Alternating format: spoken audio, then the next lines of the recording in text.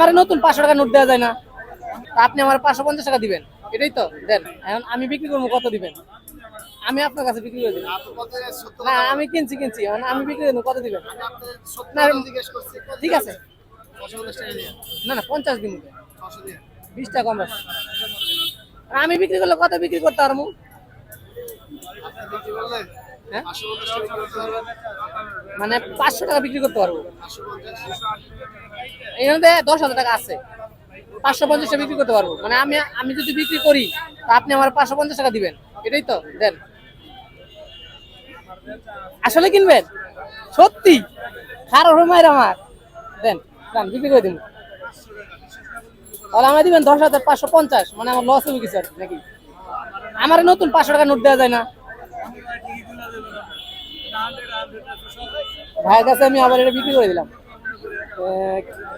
500, না সরি 550 টাকা দিবে উনি।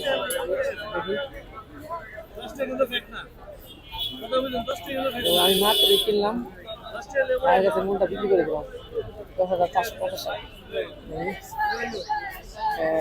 1 2 3 4 5 6 7 8